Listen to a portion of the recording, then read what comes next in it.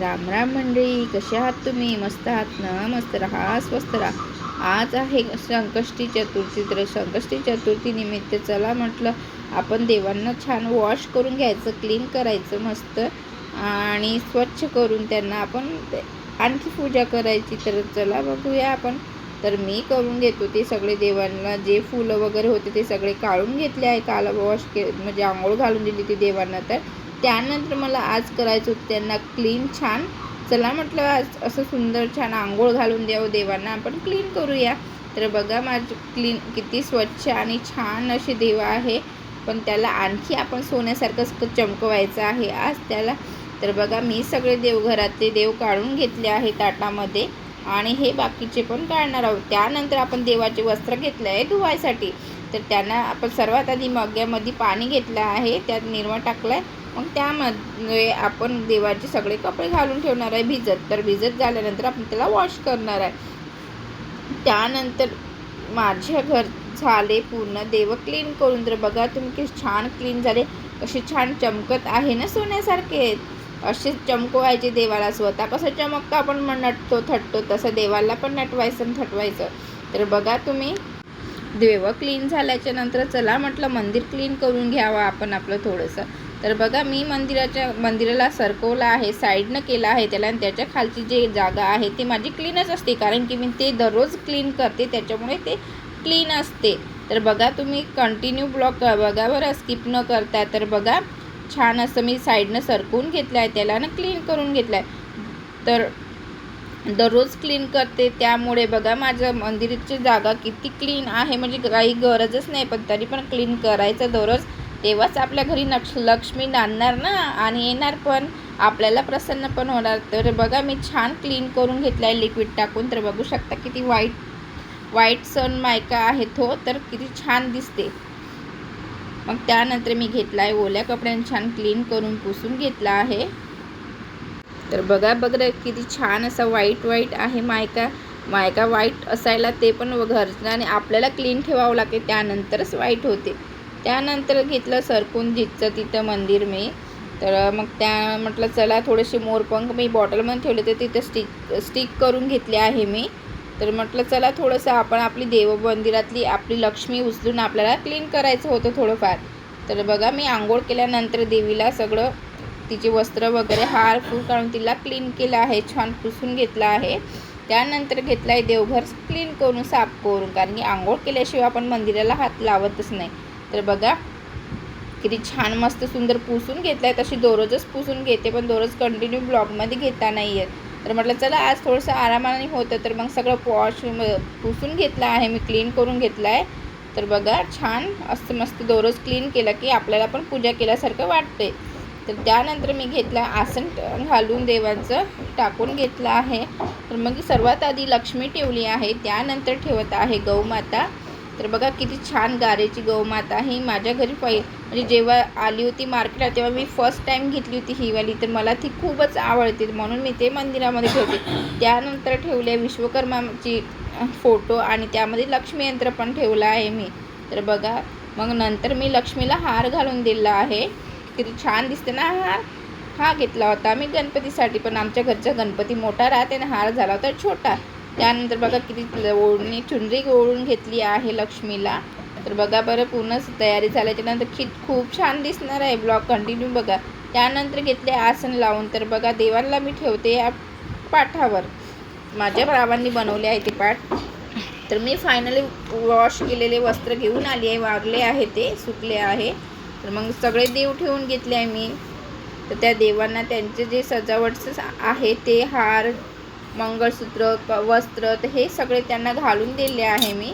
तर बघा किती छान दिसते. आमचा हा लड्डू गोपाल, त्याला पण हार घालून दिला आहे आणि वस्त्र पण घालून दिले आहे. तर किती छान दिसते ना हा लड्डू गोपाल. तर बघा एक एक करून सगळे देव ठेवून घेतले आहे मी छान, आणि ज्याची जागा जिथे आहे तिथे ठेवायची तिथे ठेवून घेतलं आहे. लक्ष्मीला हारसुद्धा घातला आहे आणि तिला मंगळसूत्रसुद्धा घालून दिलं आहे.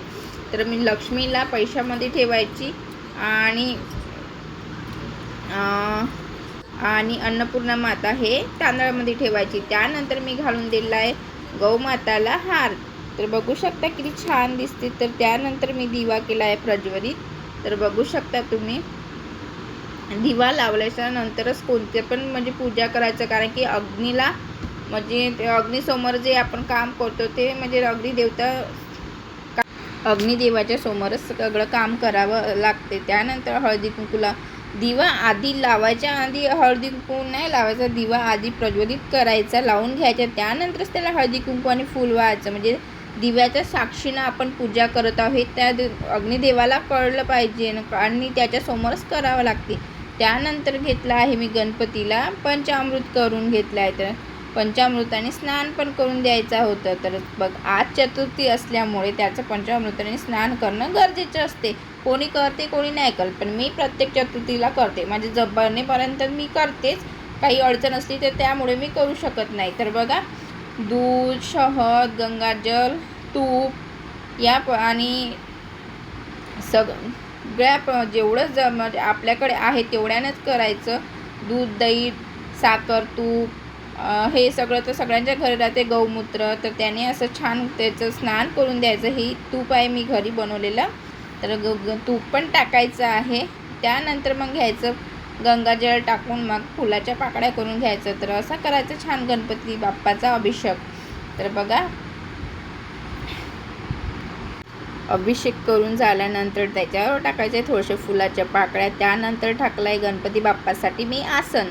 तर बघा छान त्या आसनाची पूजा करून घ्यायची. हळदी कुंकू अक्षिदा टाकून घ्यायची. त्यानंतरच गणपती बाप्पाला त्याच्या स्थानावर ठेवायचं आहे. तर बघा मी असं ठेवलं आहे. त्यांना अक्षित वगैरे टाकायची, त्यानंतरच त्याला ठेव. जसं की आपल्या घरी गणपती मांडतो आपण तसंच, आणि थोड्याशा फुलाच्या पाकळ्या किंवा फूल ठेवायचं. तर बघा माझे गणपती बाप्पा त्याच्या आसनावर बसवले आहे मी त्यांना. तर बघू शकता किती छान आहे माझ्या घरचे गणपती बाप्पा.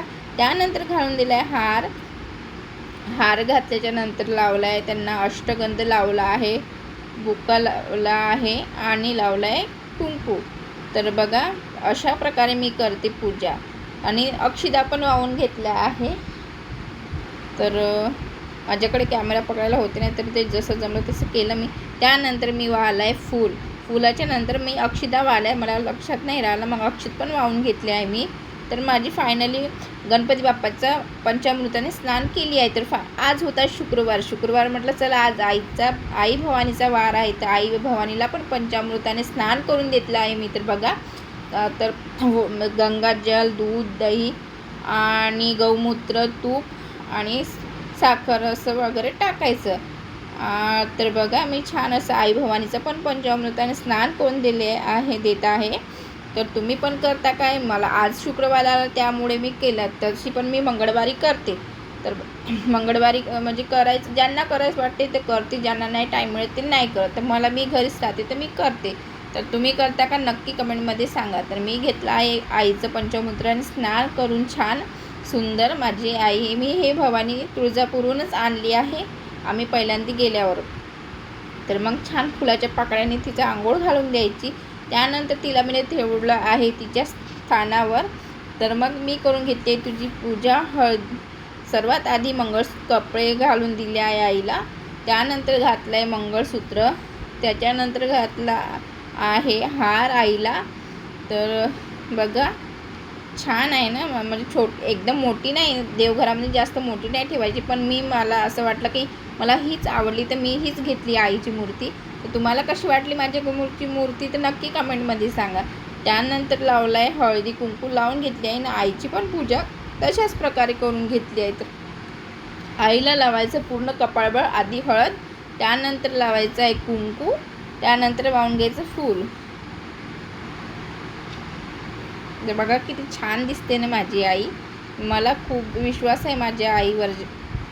आणि मी जे माझ्या आईला मागते माझं कधी अपूर्ण राहत नाही. सगळ्या विशेष पूर्ण करते माझी आई. माझ्या हाकेला धावून येते.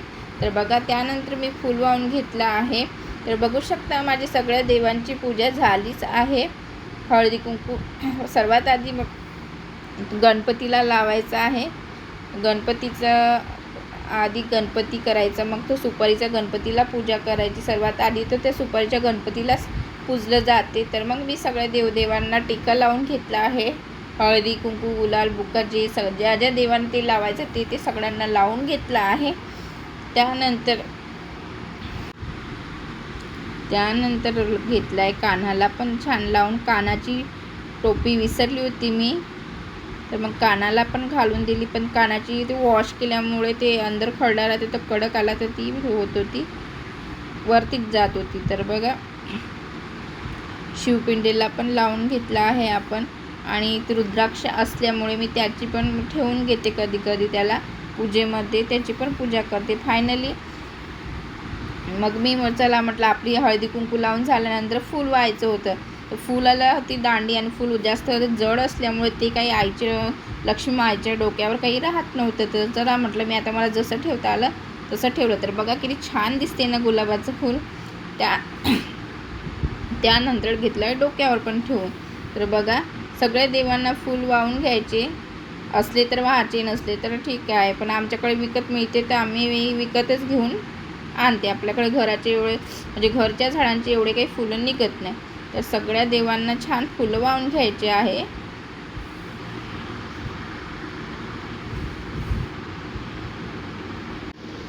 त्यानंतर मी घेतले आहे सगळ्या देवांना छान फुलं वाहून. पण ते गाईच्या पाठीवर जे राहतच नव्हतं, कृष्णाच्या डोक्यावर ठेवायचं ते पळू जात होतं. तर बघा ते पडणारच थोड्या वेळाने.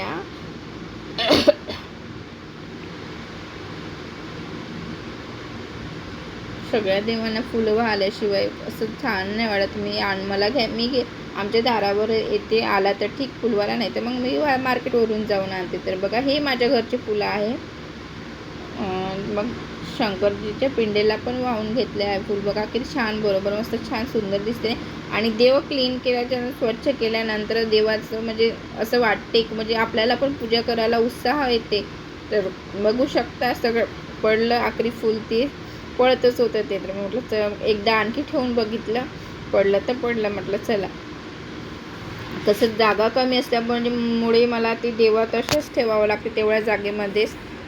तर लक्ष्मीची मूर्त मोठी असल्यामुळे तिथे मंदिरामध्ये जागा खूप कमी होते.